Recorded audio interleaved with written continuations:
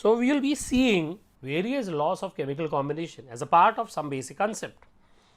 First law, law of conservation of mass. Next one, law of constant proportion, also known as law of definite proportion. Law of multiple proportion, law of reciprocal proportion, law of reciprocal proportion, which is not the part of new syllabus as per NCERT textbook or government sanctioned book. Then Avogadro's law, and lastly Gay-Lussac's law of combining volume, of which this law, law of reciprocal proportion, is not the part of the syllabus, but still we will learn for overall or holistic understanding of the chapter. Coming to the next one, law of conservation of mass. As per this law, mass can neither be created nor destroyed in any chemical reaction. Anthony Lavoisier, one of the great renowned scientists, has given this law of conservation of mass in his time period of approximately 200 or 300 years back. Right, that time this experiment was done using NaCl and silver nitrate. Right, what was found is, before the reaction happens, we know NaCl and silver nitrate, do they react with each other? Yes, they react with each other to form what? AgCl precipitate and NNO3. Before the reaction happens, there is no precipitate.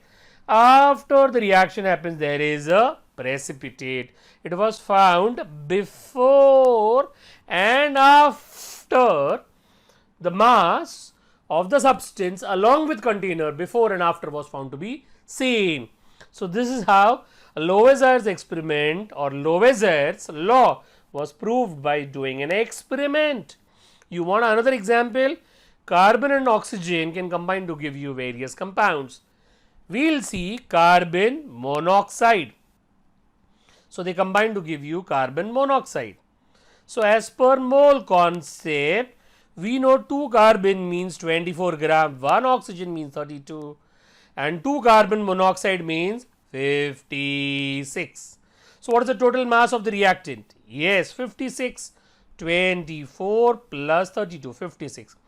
What is the total mass of the product? 56. So, what do we understand?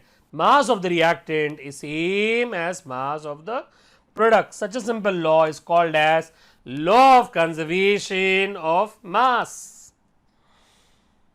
Now, is there any limitation to this law of conservation of mass? Is there any limitation? Yes. What is that limitation? It is not applicable to high energy reactions like nuclear reaction. It is not applicable to high energy reactions like nuclear reactions. The question is, why it is not applicable to high energy reactions like nuclear reaction? The answer is Einstein's equation, which says small amount of mass destroyed in this reaction is converted to large amount of energy, and we have that example of nuclear bomb, right, which was dropped on Japan. Small amount of mass was converted to large amount of energy. As per Einstein equation, E is equal to delta mc square.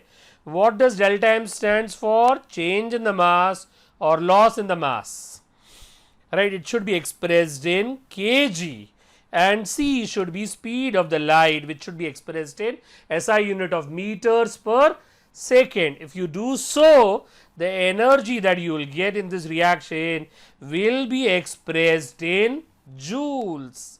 So, that is the limitation of law of conservation of mass. So, it is not applicable to high energy reactions like nuclear reactions. So, is there any modification? So, is there any modified law? Yes, that modified law is now called as modified law of conservation of mass and energy. Modified law of conservation of mass and energy. And what does this law says? Mass and energy of reactants and mass and energy of products. If you check, then mass and energy of reactant should be always equal to mass and energy of products. That is modified law of conservation of mass and energy. Coming to the next one, law of definite proportion or definite composition. You can even say constant proportion or constant composition. You can even say like that. So if you imagine water, that you can get it from lake, water you can get it from ocean or sea, water you can prepare it by laboratory. Then in each case, water obtained from any of this form in pure form, water obtained in any of this pure form always contains hydrogen and oxygen. Always contains. So whether you get water from lake, whether you get water from ocean, whether you get water by laboratory preparation, then water always contains hydrogen and oxygen in same proportion by mass or weight. Hydrogen weight is 11.11, oxygen's proportion is 88.89. If you want, you can calculate yourself percentage of hydrogen, that's a mass of hydrogen 2 divided by total mass 2 plus 16 multiplied by 100. So 2 upon 18 multiplied by 100, if you calculate 11.11, that means you want to say a pure compound always contains same elements and their proportion in each case is same, same proportion by mass. 11.11 is to 88.89 or 1 is to 8, irrespective of its source or method of preparation. So we remember this law by what way? We remember this law by saying pure compound, same elements and same ratio. Same elements and same ratio. Who gave this law? Joseph Proust. Is there any limitation to this law? Answer is yes. Limitation is isotopes. So imagine you get hydrogen from one source with isotope of oxygen as 16. You get water from another source with isotope of oxygen as 18. Then mass of hydrogen 2, mass of oxygen 16, ratio 1 is to 8. But if you take an isotopic variety of water, then mass of hydrogen 2, because there are 2 hydrogen, mass of oxygen 18, ratio is 1 is to 9. It does not match. So isotopes does not match. So what is the limitation of law of definite proportion? Isotopes. Henceforth, in all further laws, remember isotopes are the limitations. That was one of the easiest law. Law of definite proportion, just remember there is only one compound and it has same elements and it has same ratio. If you don't take a limitation, that's how it is remembered. The next one, law of multiple proportion. From the law itself we know multiple word is used. Multiple word is used. John Dalton, another great scientist of his time period, gave this law. Imagine you take two elements, carbon and oxygen. Then the two elements can form compound like carbon dioxide and carbon monoxide. In carbon dioxide, mass of carbon is 12, mass of oxygen is 32. In carbon monoxide, mass of carbon is 12, mass of oxygen is 16. To do very good discussion of multiple proportion, one element's mass should be fixed. In this case, it is coming out to be fixed. So, one element's mass fixed, other element's mass should be variable. If that is what is the case, if you take the right ratio of the variable mass, that is 32 upon 16, then that ratio will be simple whole number ratio. Simple whole number ratio. So, in this case, you remember two elements, two or more compounds, one element's mass is fixed, another element's mass is variable, and that is simple whole number ratio. So, how we remember in a shorter version? Two elements, then one element mass fixed. Then what about the other element? Other elements mass variable. Variable mass ratio will be simple whole number ratio. But remember, two elements should form two or more compounds. So, how to remember this? Two elements, two or more compounds. This is how it is remembered. Multiple proportion means multiple compounds. Law of multiple proportion given by John Dalton. Now, every time I am saying the name of the scientist, is it necessary to by heart the name of the scientist? Answer is no. Right? I told you the names of the scientists for curiosity purpose. The next law, law of reciprocal proportion. Remember, this law is not there as a part of NCERT syllabus or government sanctioned book. Now, in this case, if you take sulfur, hydrogen and oxygen, you take three elements and three compounds. If you take three elements and three compounds, three elements are hydrogen, sulfur, oxygen. Hydrogen sulfur combines to form H2S, hydrogen oxygen combine to form H2O, sulfur oxygen combines to form sulfur dioxide. Three elements, three unique compounds. Now, if you take H2S and sulfur dioxide, in this case, mass of hydrogen is 2, mass of sulfur is 32.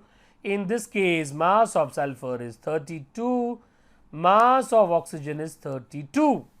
Now, can I say that hydrogen and oxygen as an element have ability to combine to form their own compound between them, and they have ability to combine with third element called as sulfur. So, hydrogen, oxygen have ability to combine with each other, and they have ability to combine with third element, in this case sulfur. So, if you keep fixed mass of sulfur, that is the third element's mass fixed, then what is the mass of hydrogen and oxygen? It is 2 in case of H2S, 32 in case of what? Sulfur dioxide. Then if you find the ratio, that is 2 by 32, that is 1 by 16. Now this is a ratio to combine with the fixed mass of third element. Do they have ability to combine with each other? Yes, to form water. Then what is the ratio of the mass of hydrogen and oxygen with each other? Then hydrogen is 2, oxygen is 16 in water. So 1 is to 8. So we have got ratio 1 by 16, 1 of the ratio, and 1 by 8 as another ratio. Then now you take the third ratio, which is the ratio of the first two. In that case, take that ratio which should be higher in the numerator, preferably, and lower in the denominator. Then what you will get will be simple whole number ratio. That is law of reciprocal proportion. How to remember that law? 3 elements and 3 compounds. If you want to know the statement of law of reciprocal proportion given by Richter, it's quite complicated. Simplified way, 3 elements, 3 unique compounds. Take one ratio as a ratio in which 2 elements combine with each other, like hydrogen and oxygen were combining to become water. Then take another ratio. Take another ratio, right, in which hydrogen and oxygen were combining to form water and sulfur dioxide. That means you have taken 3 elements hydrogen, sulfur, oxygen, and 3 unique compounds. Then does hydrogen combine separately with sulfur? Yes. To form what? H2S. Can oxygen separately combine with sulfur? Yes. To form sulfur dioxide. Then take another ratio of the above two ratio. Or you can take R1 upon R2 or R2 upon R1. Because you are allowed to take any of this ratio, you are allowed to take reciprocal. Therefore, this law got the name as reciprocal proportion, and the law states that new ratio, which is generally higher upon lower, will be simple whole number. That is called as law of reciprocal proportion.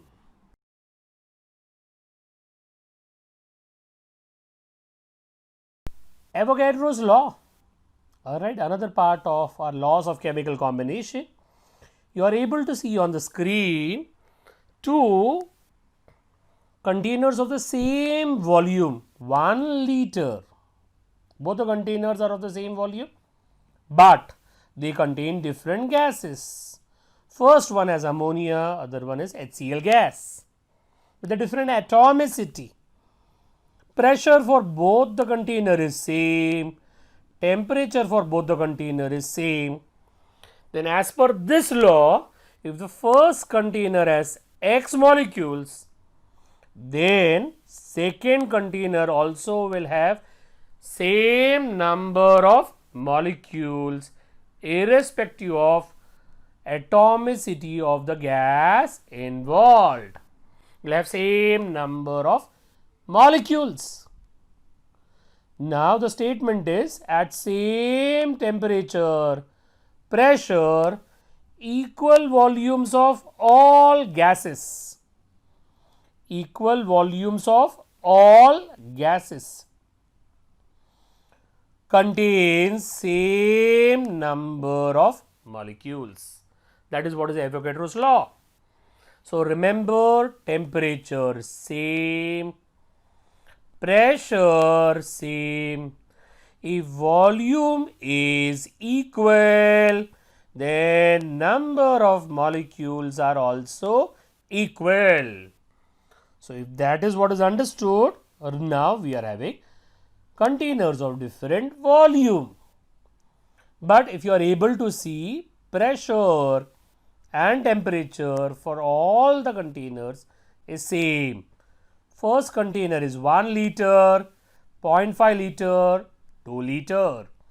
Then you will be able to see gas is also different. Ammonia, sulfur dioxide, oxygen.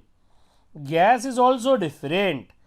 If the first container of 1 liter has X molecules, then second container of half a liter will have how many molecules? Answer is X by 2, half of this. So if volume is half, molecules are also half in number. In this case, volume is 2 times. If volume is 2 times, molecules are also 2 times. So at the same temperature and pressure, volume of gas is directly proportional to number of molecules. That is another conclusion for Avogadro's law, that at same temperature, pressure, volume of a gas is directly proportional to number of molecules. This will be eventually proved from an ideal gas equation that you will be learning in another chapter. This is an ideal gas equation where P stands for pressure, V stands for volume, N stands for number of moles, R stands for constant, T stands for temperature. If pressure and temperature is same, then volume is directly proportional to moles, and we know moles are directly proportional to molecules. That means volume is directly proportional to number of molecules. More often, small n is a symbol for moles, capital N is a symbol for molecules. So that was Avogadro's law. After Avogadro's law, Gay-Lussac's law of combining volume. Again here same temperature, pressure. Right, if you see a gaseous reaction of formation of ammonia, then what is the stoichiometry here? 1. What is the stoichiometry here? 3. What is the stoichiometry? 2. Whatever is the stoichiometry, same is the volume. So 1 liter of nitrogen reacts with 3 liter of hydrogen to produce 2 liter of ammonia. What is unusual? 1 liter plus 3 liter is 4 liter. 4 liter is giving you 2 liter of products. Remember, this is not conservation of volume, right? It is as per stoichiometry, and you should know substance formed on the right hand side is different. Remember that it is different. Like this is the case. So if you take 1 liter of nitrogen, then it reacts with 3 liter of hydrogen to form 2 liter of ammonia. So imagine somebody starts with 5 liter of nitrogen, then how much liter of hydrogen will be required? Yes, cross multiply, you will get 15 liter.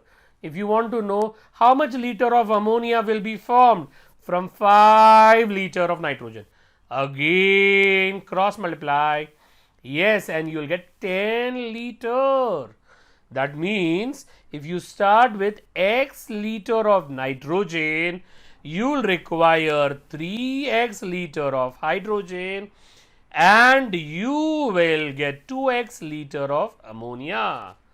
That means at same temperature and pressure, the volumes of the gases follow the ratio of 1:3:2. 1:3:2. At same temperature and pressure, volumes of gaseous reactants and gaseous products follows simple whole number ratio. And remember, simple whole number ratio is same as stoichiometric ratio. What do you mean by stoichiometric ratio? 1, 3, 2. 1, 3, 2 as a ratio. That is Gay-Lussac's law. Remember, it is applicable only to gaseous reactant and gaseous product. So, as per Gay-Lussac's law, you cannot apply any statement for A because it is solid, but you can say 3 liter of B will react to give you 4 liter of C. Same if you take a hypothetical reaction, then as per Gay-Lussac's law, you cannot apply for A, you cannot apply for E, but you can apply for remaining gases. That means it is not applicable to solids, it is not applicable to liquids, it is not applicable to aqueous, it is applicable to only gas. Imagine in place of solid there would have been liquid, still it is not applicable. So 2 liter of B reacts with 3 liter of C to produce 0.5 liter of D. That is Gay-Lussac's law.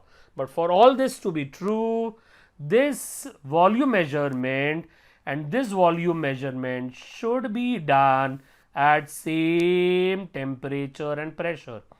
So remember, you should measure the volume of reactants and you should measure the volume of products as a gas at same temperature and pressure.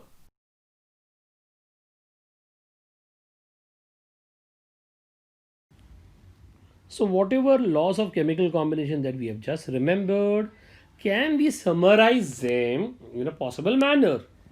How to remember law of conservation of mass? Law of conservation of mass can be remembered as mass of reactant is equal to mass of products. How to remember law of definite proportion? One pure compound has same elements and has same proportion by mass or same ratio of their mass. How to remember law of multiple proportion? Two elements, two or more compounds. So remember, in this case there is only one compound. Here you have two or more compounds.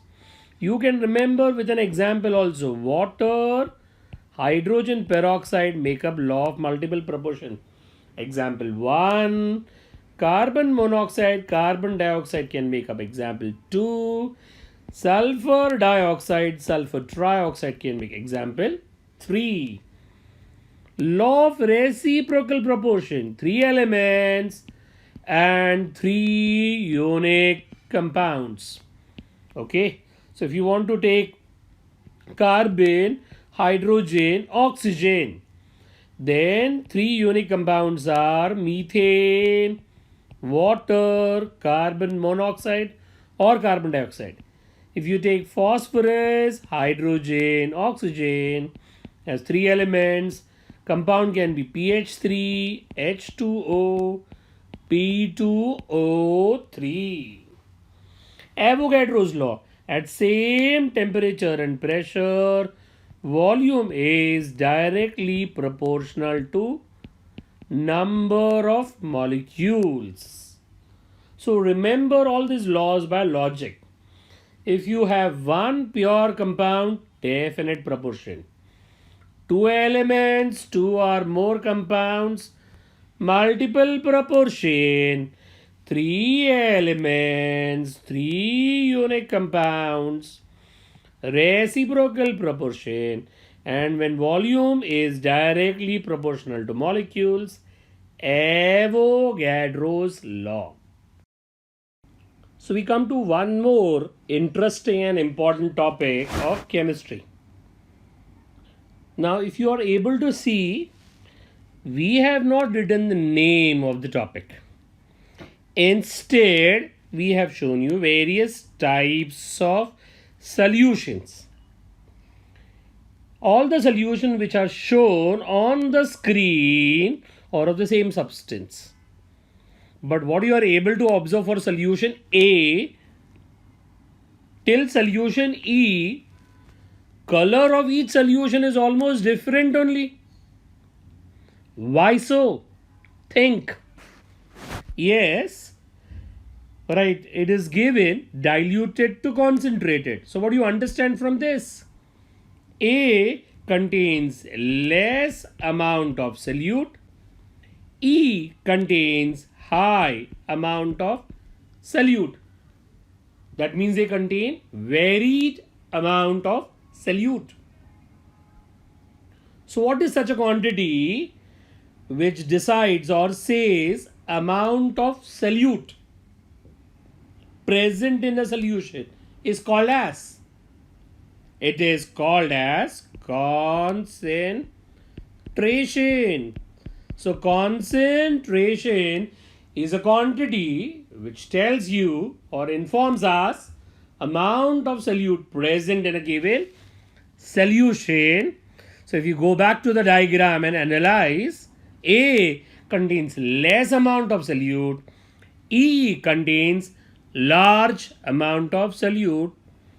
So naturally today we are going to see a topic called as concentration. So topic that we are going to learn in detail will be concentration. Now, how chemicals are generally used in the lab. So if you have ever visited chemistry lab, more often in what form do you remember you have seen substances around? We are aware in our day-to-day life substances can be solids, they can be liquids or gases, or you can convert solid, liquid or gases in aqueous solution and often use. Now, any information about solids or difficulties associated with solids. Solids are very difficult to mix. So if you mix two different solid 1 and solid 2, if you mix two different solid 1 and solid 2, and you want a reaction to take place, you have to use a stirrer and constantly mix so that the reaction is complete. Not so easy from a chemistry lab perspective. Mixing a solid is very difficult. If they are going to be difficult to mix, naturally they will be difficult to react. A reaction involving only solids and heating solid is called as fusion reaction. Reaction involving only solids and eventually their heating is called as a fusion reaction. So next time when you hear the word fusion, remember only solids are participating. You remember any word with fusion in your school life? Yes, nuclear fusion. In that, only solid particles are brought closer. Gases, we are all aware, if you pour a gas in a test tube or a beaker or such flask, they will easily escape. So they are very difficult to handle in chemistry lab. Now, solids difficult to mix, gases difficult to handle, liquids on the other hand are easy to handle, easy to mix. Two liquids, if they are miscible, they will mix very easily. But 100% pure liquids, if you often use, can lead to a loss of chemicals. So if you often use 100% pure liquids, you will have large loss of chemicals. So is there any way out? Answer is yes. The way out is aqueous solution. They are easy to handle like liquids, easy to mix like liquids, can be prepared from less amount of solute or moderate amount of solute depending on what concentration you want. That is the reason in our chemistry lab, if ever you have seen, major chemicals are used in the form of solutions. So one of the best way of using chemicals in chemistry lab is aqueous solutions. So a popular diagram that more often you see in a chemistry lab is of solutions. Advantages of using solutions like aqueous solution: they are very easy to prepare. Right, your solute can be solid, liquid, or gas. Like potassium dichromate is solid. It's soluble in water. You add, you get solution. You can get dilute or you can get concentrated solution. Ethyl alcohol in our day-to-day life, pure form of ethyl alcohol is liquid. You add them into water, you can get 95% ethyl alcohols mixture with water, where 95% alcohol, 5% water is popularly called as rectified spirit, used by doctors as antiseptic just before inserting an injection. So the liquid, cool liquid that they put it right just before injection is actually a rectified spirit, and rectified spirit is an aqueous solution but involving solute as a liquid. Ammonia, popularly in the chemistry lab, is used as a solution. Pure form of ammonia is gas, highly soluble in water, therefore converted to a solution and used in the chemistry lab. They can be made very dilute, concentrated, depending what we want. So you can make solutions are of different type, and they are very easy to measure. You can measure by using cylinders of various types. So they are very easy to measure and use. Therefore, in a chemistry lab, aqueous solutions or in general solutions are very popular. Imagine by someone 10 gram of 50% solution is taken. 10 gram of 50% solution is taken. So 10 out of 50%, that means you have taken 5 gram of solute. So by measuring solution, we can even measure how much solute we have taken. So solution can help us to measure even solute quite comfortably. Now instead of 10 gram, if somebody takes 20 gram of solution, then that person has taken 10 gram of solute if the solution is 50% concentrated. So based on data of solution, we can easily calculate data about solute. So as a student, have you observed that what is the best way of using a substance in a chemistry lab? Yes, aqueous solution. And what is the best way of expressing aqueous solution or any form of a solution? Yes, concentration. But can concentration help you to understand amount of solute? Yes. If you know data about solution, you can easily calculate data about solute. From solution, if you require, we can get data of solvent also. Alright, once you have realized concentration is so useful, alright, is it not important for us to study them in detail? Yes. So we'll be studying concentration in much more detail.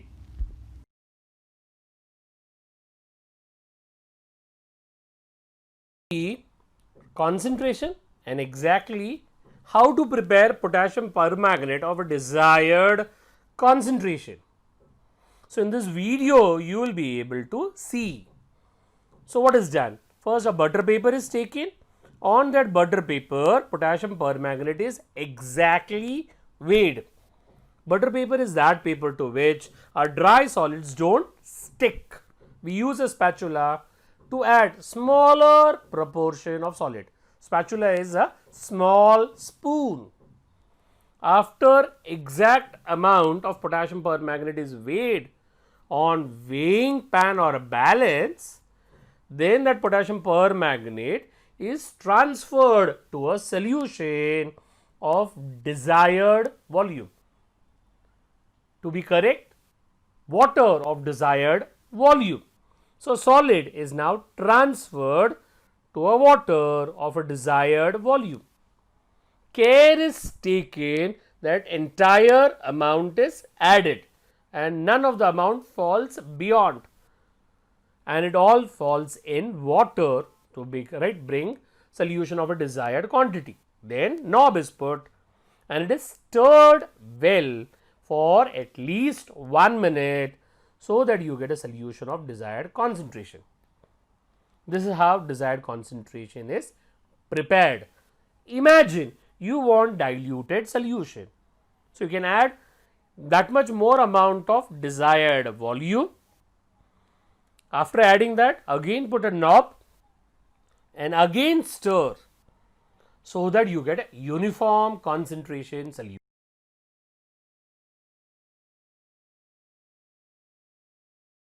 Concentration, which tells you amount of solute present in a solution, can be expressed in various forms or methods. Some of them are percentage, like percentage W by W or percentage by mass simply, or it can be another percentage, percentage by W by V, or popularly called as percentage by mass by volume. Remember, W is a symbol in chemistry more often used for mass. Then percentage V by V, very rarely used, but it means percentage by volume simply. Mole fraction, molality, note L, molarity, note R, normality, which will be done in much detail after the topic of equivalent mass, parts per million ppm, parts per billion ppb. Now, these are all different ways in which concentration can be expressed. Before we understand more about concentration, right, as our human mind, right, which numbers can be perceived? We can perceive or understand numbers from 0.1 or simply 0.1 up to 99 in a proper manner. Perceive, understand, correlate, compare. Now, to understand what you mean by perceive, imagine numbers 0.001, 0.0001, 0.401. When you see these numbers, you are not bothered about numbers. So, imagine somebody writes 4 here or somebody writes 8 here, you are still not bothered. You are just bothered about how many zeros are there in this place, how many zeros are there. Our mind thinks about only zeros, and the numbers beyond that zeros are not perceived.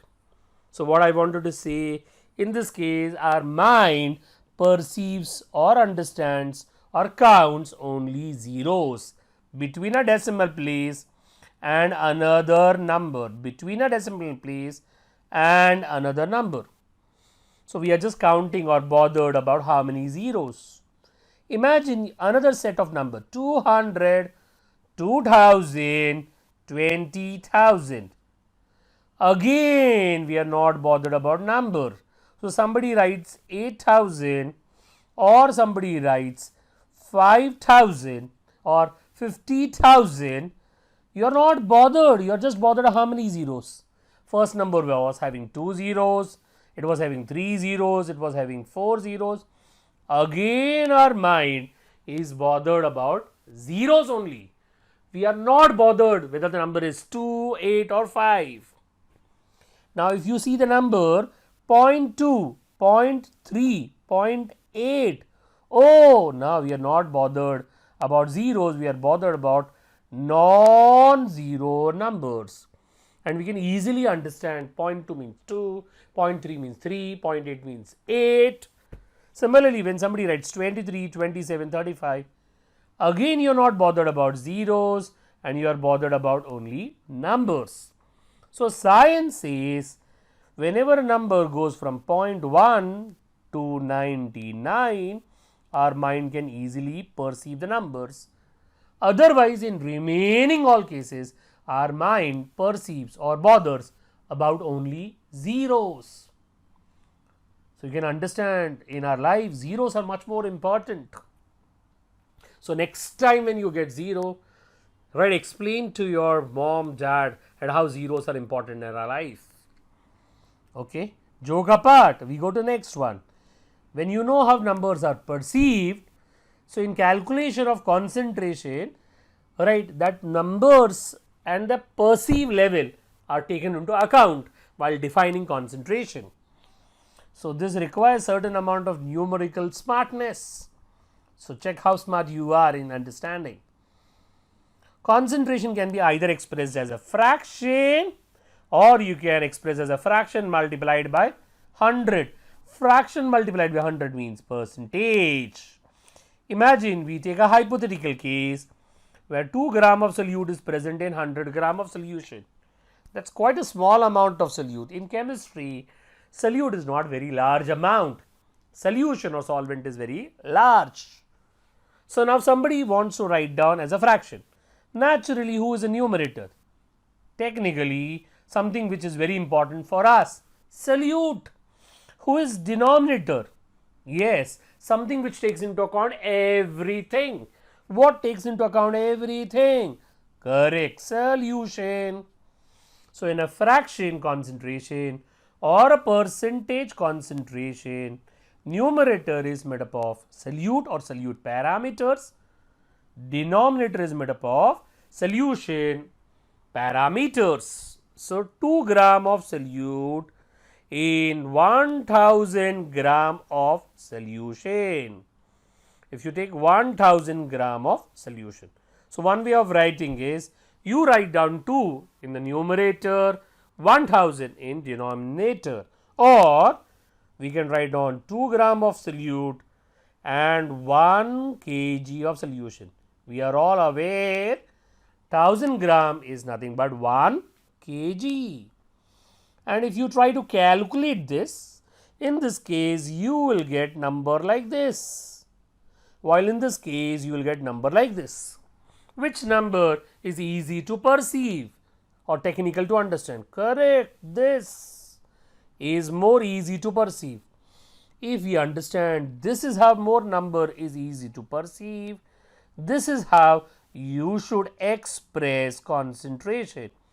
So, when you express fraction, we have understood denominator should be expressed in larger units. You are not changing the number, only thing is instead of smaller units, better you convert that into a larger unit so that you get numbers in your perceived level. Now, imagine same hypothetical data converted to a percentage. What is percentage? Fraction multiplied by 100. So, 2 gram of solute in 2000 gram of solution. This is one way of writing. Another way of writing 2 gram of solute in 2 kg, not 2 kg, in 1 kg of solution. Because you are dealing with percentage, you have to multiply by 100. So, if you calculate this numbers, what you will get? 2 zeros cancel, 2 zeros cancel, you will get 0.1. In this case, you will get as 200. Which number is easy to perceive? Yes, if you are smart, this is what is the number, right? Good to perceive. If this is how you should get concentration, then your denominator should contain solution data in dash units. Correct, not in this, but in this, in smaller units. So, concentration can be either expressed as fraction or can be expressed as percentage. If it is expressed as a fraction, denominator should be in larger units so that you get numbers in perceived level. If concentration is expressed as percentage, denominator should be in smaller units so as to get the numbers in your perceived level. That's what we understood, basic understanding of concentration. So, right, we will be eventually learning concentration. That time, remember, if you come out concentration as a fraction, remember denominator should be in larger unit. If concentration comes out as a percentage, then remember denominator should be in smaller units. Best way of expressing concentration can be either as a fraction or as percentage.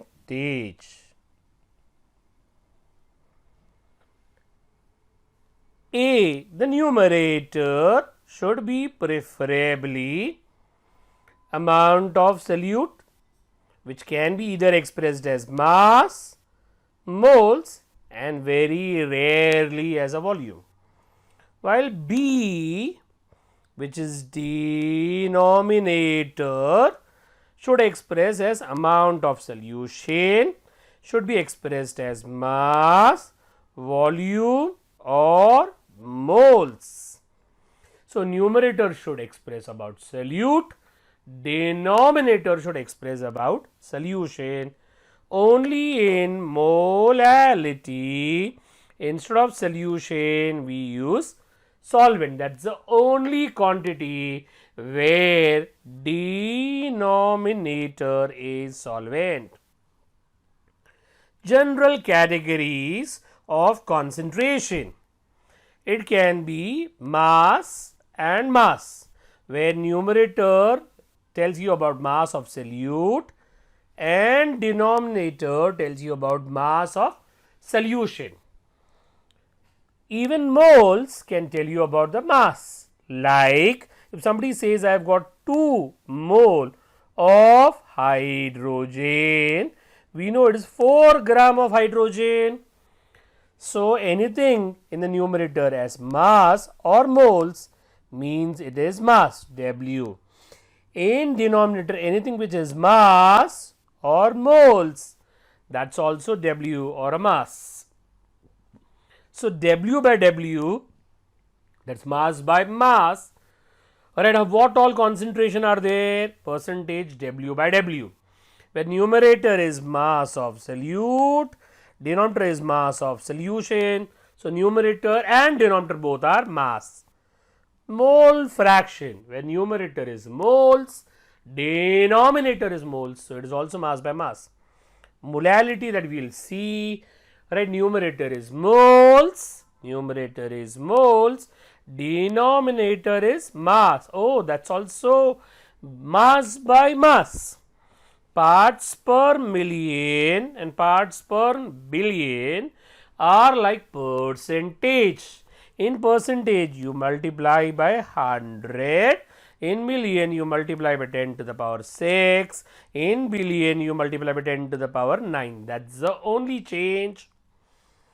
You can express concentration as mass by volume, where numerator will be mass or moles. That means they are about mass of the solute only, while denominator should be volume of solution. So, if denominator is volume, it is called as weight by volume, like this. So, we are coming to weight by weight concentration. Now, those who want to know what is weight by volume, example R, percentage W by V, molarity and normality. These are the examples. Coming to weight by weight concentration. Weight by weight concentration, popularly called as percentage by mass 2. From the quantity we know numerator will be weight of solute, denominator will be weight or mass of solution.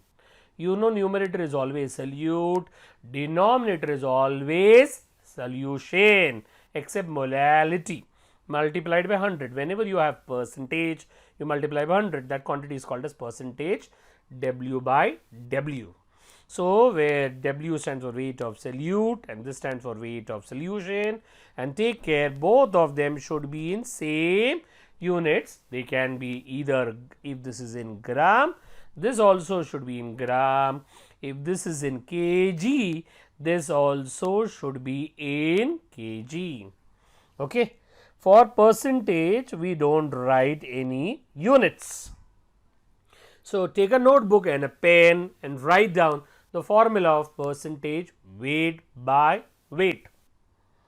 So, pause the video and write the formula.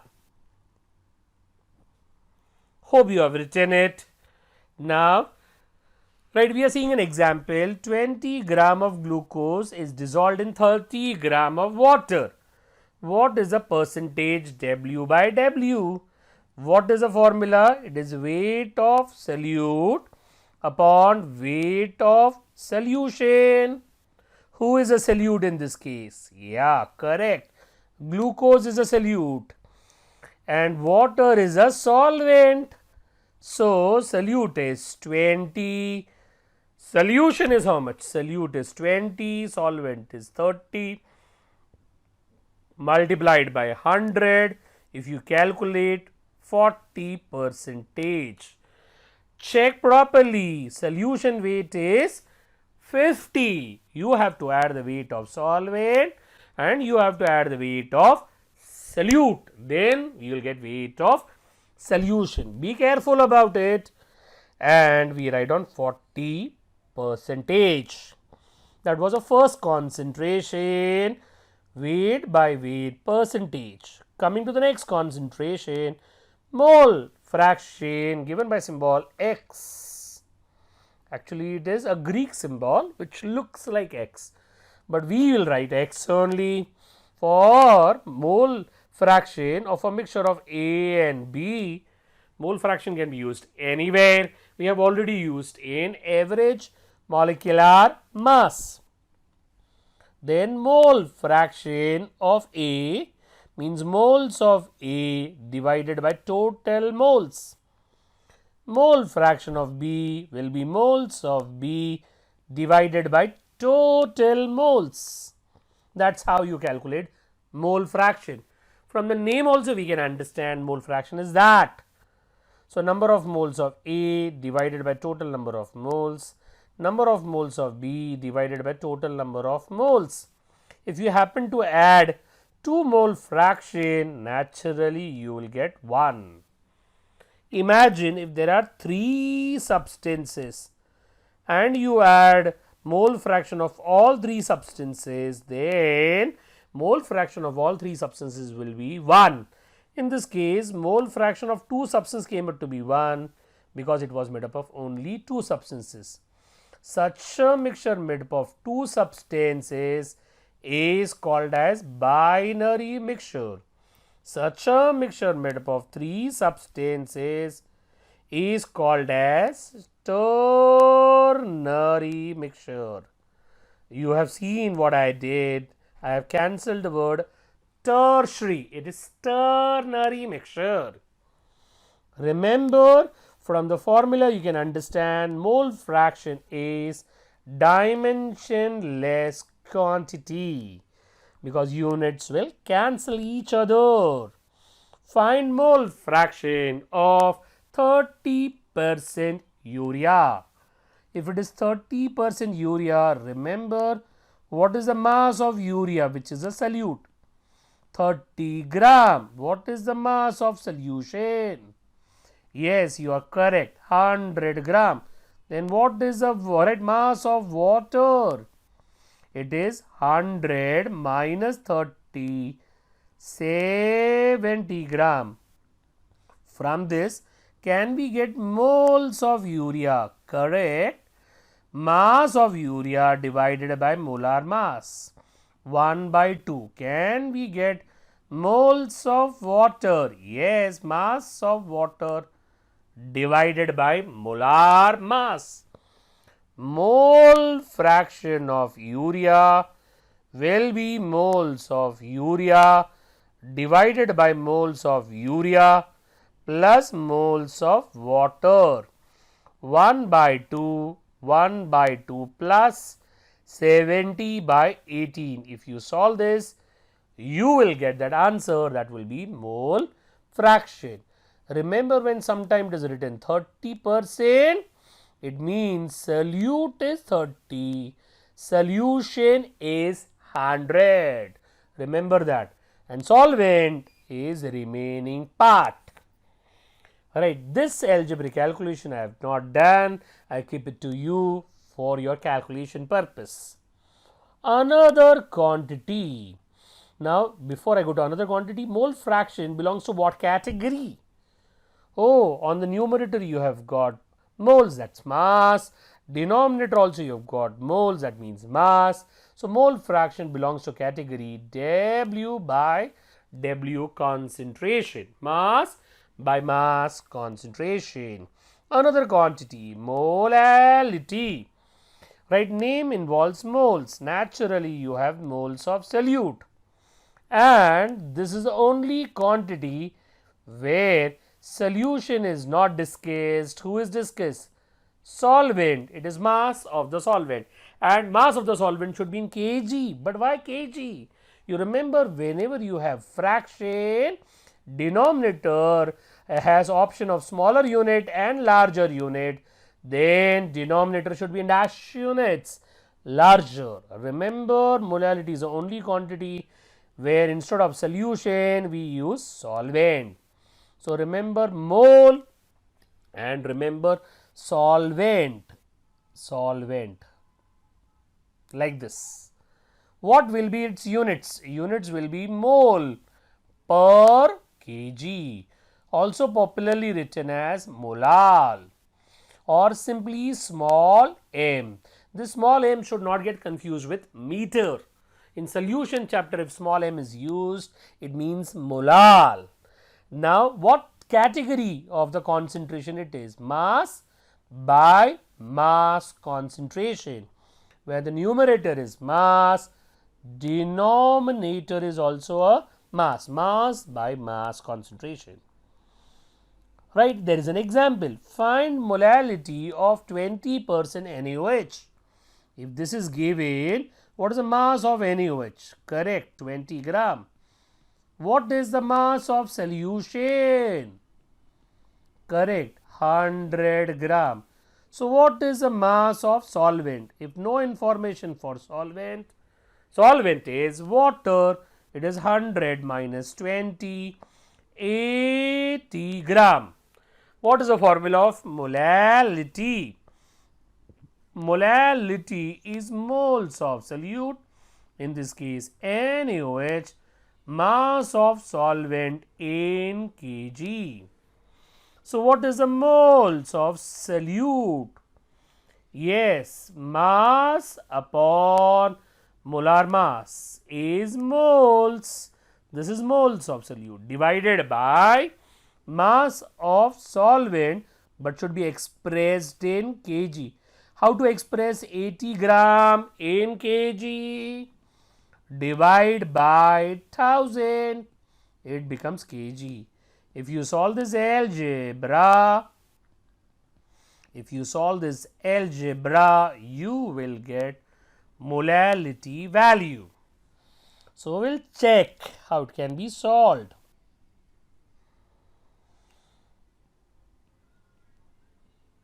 So, it is 50 by 8. If you calculate 50 by 8, you will get the answer. So, how much it is? 6. 6.5. 6.5. If you want, you can write down small m. So, molality of a solution is 6.5 m. Here m stands for molality and not meter. Remember this.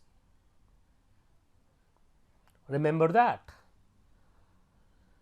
Parts per million, where again you have numerator as mass and denominator also as mass. Oh, so it is mass by mass quantity. So, mass of solute, mass of solution, you have to multiply by 1 million. Then you will get parts per million. When you multiply by such a large number, the answer becomes very large. So, this is used to express very small amounts of solute. Example, find parts per million of 0.001 percentage of fluoride ions in toothpaste. So, what is the mass of fluoride ions? 0.001 gram. You can write on 10 to the power minus 3 gram. That is quite small. What is the mass of solution? Mass of solution is 100 gram, because for every percentage is 100. That means solute is very small as compared to solution. That is the reason why parts per million is used. So, parts per million is mass of solute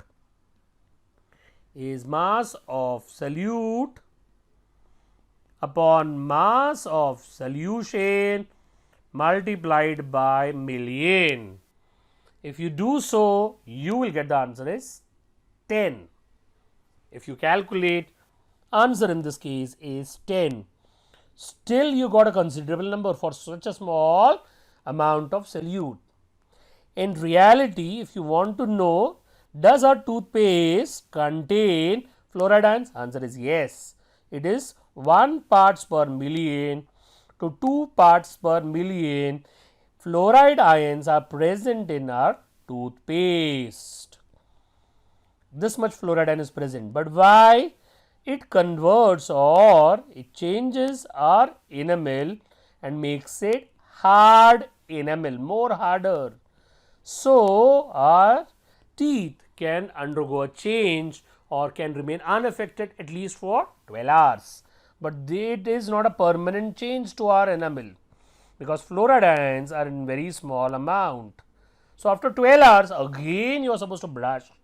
Again our enamel becomes hard. If you want to know chemistry behind it, hydroxyapatite, that is the formula of the upper coating, chemical formula upper coating of tooth becomes fluorapatite.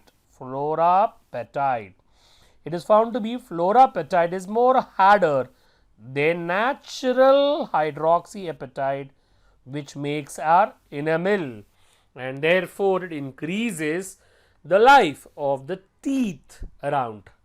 If you use a larger amount of fluoride ions than this, it causes a medical problem for people called as fluorosis. So, fluoride is kept in a required amount only, not very large amount. Parts per billion, it is like a million. Only thing is, now you multiply by billion. Billion is 10 to the power 9. Now, million is used for using smaller amount of solute. This is very small amount of solute can be done from parts per billion. This also belongs to W by W category, because it is mass by mass. So, all above 5 quantities that we have just seen, percentage W by W, mole fraction, molality, parts per million, parts per billion, they are all W by W category. Remember that they are all W by W category. So, we go to another type of a concentration, weight by volume. or mass by volume? The first one, percentage by of mass by volume. Right, from the symbol you can see numerator will be mass, denominator will be volume. Naturally, numerator is always solute, denominator is always solution, except molality. So mass of the solute and volume of solution. In this case, it is important for you to specify units because they belong to two different dimensions. Weight of solute in chemistry is often shown by a quantity of gram. Volume of solution can be shown as ml or liter. For percentage, we use ml. If you remember that fact, percentage denominator is always in dash units. So when volume we had option of liter and ml, we have written ml. Please write this formula in the notebook, pause the video, write down this formula. Along with this formula, write down all the previous formula of weight by weight too. If you have forgotten, percentage weight by weight, mole, fraction, molality, ppm, ppb. So along with this, write down that also. Pause the video and write all the formulae. Hope you have written it and checked. Now in this case, find percentage weight by volume if 20 gram of glucose is dissolved in 100 gram of water and density of solution is 1.2 gram per ml. What we want to calculate? We'll write down on one end of this working. Weight of solute upon volume of solution in ml, this in gram, multiplied by 100. Do you know weight of solute? Yes, 20 gram. So 20 multiplied by 100. Now we are left with only volume of solution. But volume is nowhere given. Maybe density can be useful. To get volume of solution, alright, we can use a formula weight of solution upon density of solution. But for that, we should know weight of solution. Weight of solution is weight of solute plus weight of solvent. So 120 gram is weight of solution.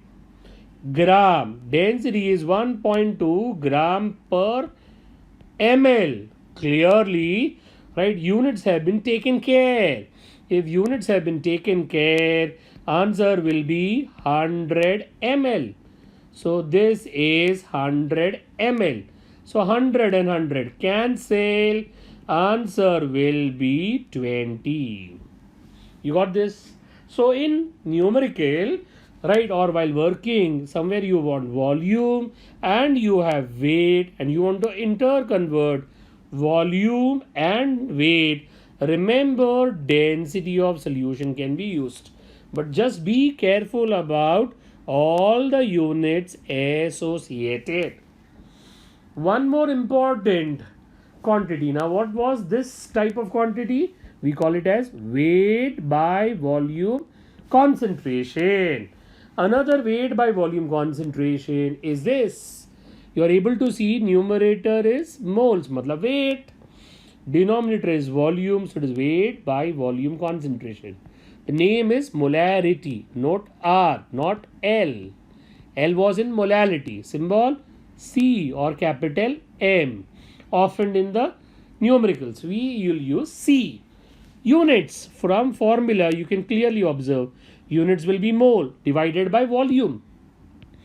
Now volume should be in which units? Right, molarity belongs to fraction concentration. In fraction concentration, denominator should be in larger unit. So larger unit of volume. Volume has two units, ml and liter. You'll use what? Liter. So mole per liter. Mole per liter is also written as capital M. Or you can write down mole per decimeter cube, because we are aware 1 liter and 1 decimeter cube are same. What next? It can be written in symbolic manner. C is moles upon volume.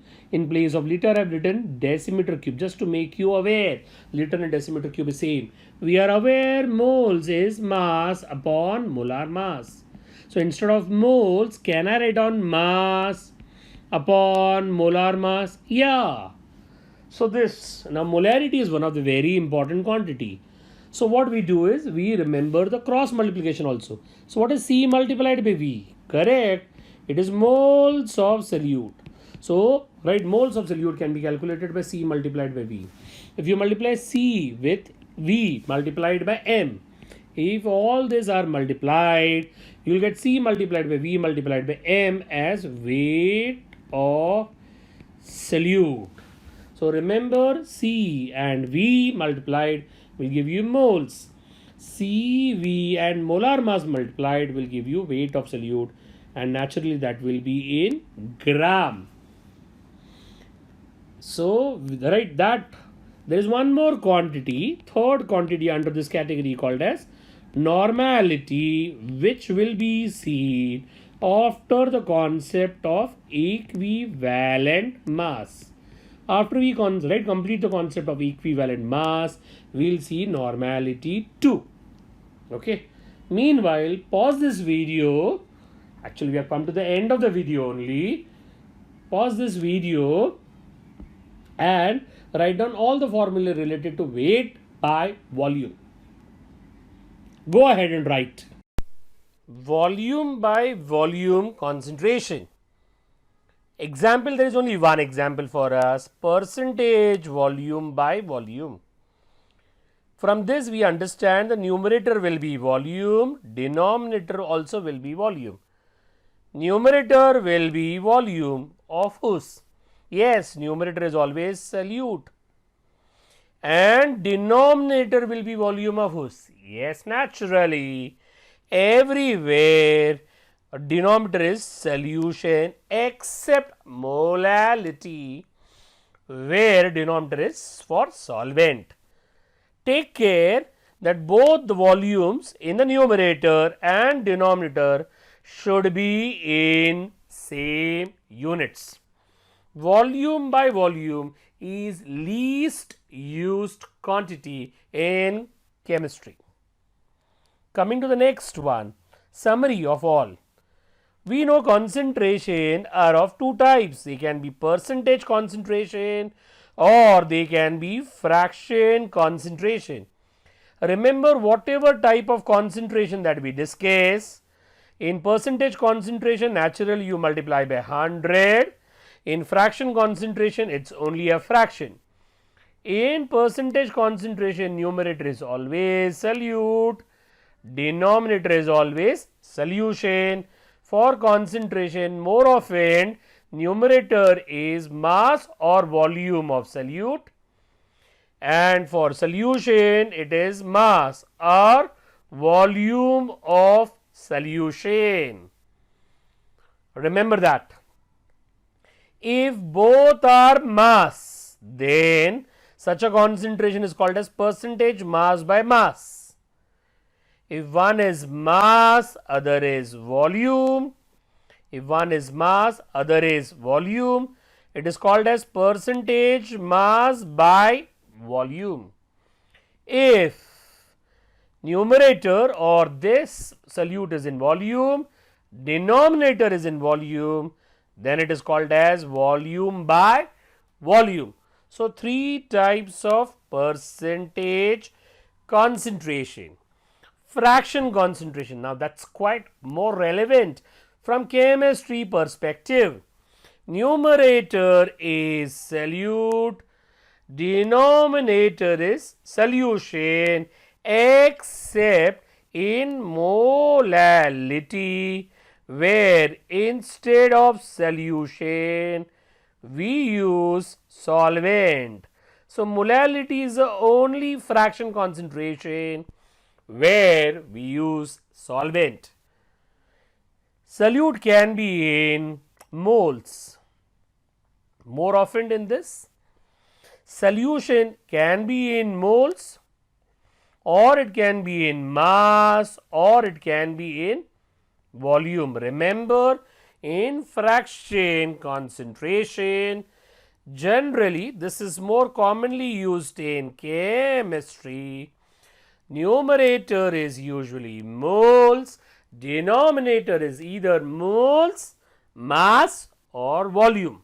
And if you remember, in fraction concentration, denominator is any of this, and when you have a choice gram or kg, then you should go by kg. Volume, if you have a choice ml or liter, you should go with liter. And remember, mass more often for solute is expressed in gram. Why? Because in test tube in the chemistry lab, kg will be very large quantity for a solute, more often it is gram. So, convenient unit of mass of a solute is gram. So, wherever mass of solute is there, remember conveniently it is gram. And in this, right, if you have gram or kg, go for gram. If you got ml or liter, go for ml. You remember, in percentage, denominator should be in smaller units, and in fraction, denominator should be in larger units. With this knowledge, revising becomes easy. When somebody says percentage, W by W, mass by mass, then numerator is mass, denominator is also mass, but numerator is always solute and denominator is always solution. And because they are both mass, if this is in gram, this also will be in gram. If this is in kg numerator, then denominator should also be in kg. It is mass by mass quantity. Mole fraction is number of moles of the substance under discussion divided by total number of moles. It also belongs to mass by mass quantity. Then percentage weight by volume. Numerator will be weight, denominator will be volume. Numerator will be weight of which substance? Naturally, solute. Volume will be for which substance? Solution. Now, both have different quantities. If they have different quantities, then we have to specify. So, what is the general unit of mass of solute? Yes, gram. For volume, you have either ml or liter, but because we are dealing with percentage, it should be ml. So, percentage weight by volume means weight of solute in gram, volume of solution ml multiplied by 100. Coming to the next category, molality. Note the symbol L in it. Molarity, note R in it. Naturally, numerator will be moles. Naturally, numerator will be moles. Molality is the only quantity dealing with solvent, and molarity deals with volume of solution. Now, in this case, you should deal with mass of the solvent. Now, is molality a fraction or a percentage? It is a fraction. If it is a fraction, denominator should be in larger unit.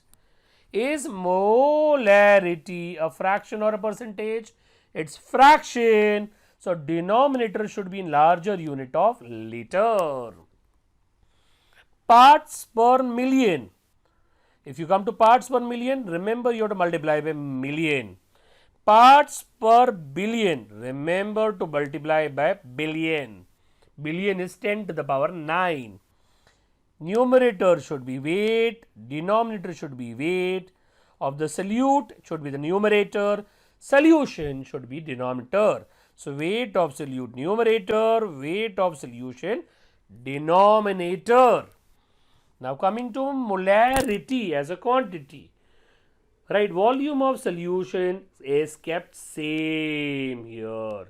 Only in place of liter I wrote decimeter cube just to increase your awareness that 1 liter and 1 decimeter cube are same. Number of moles of solute can be written as weight of solute upon molar mass of solute. So, molarity symbol C can be written as moles upon volume or mass of solute upon molar mass, that is moles only multiplied by volume. Now, you should remember molarity being very important quantity, you should know various forms. If you multiply C with V, you will get what? Correct, you will get moles of solute. So, remember multiplying C molarity with volume will give you moles. If you take molarity multiply by volume multiplied by molar mass, you will get weight of solute.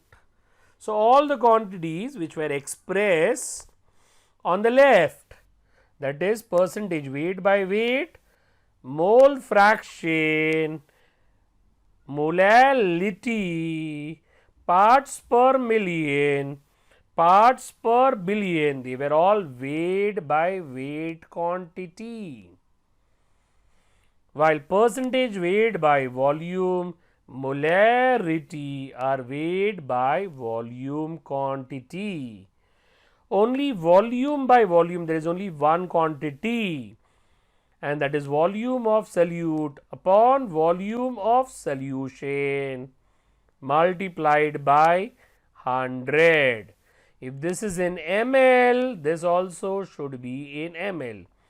If this is in liter, this also should be in liter. So, that was all about summary of all concentration terms. They are very important and students should regularly practice it.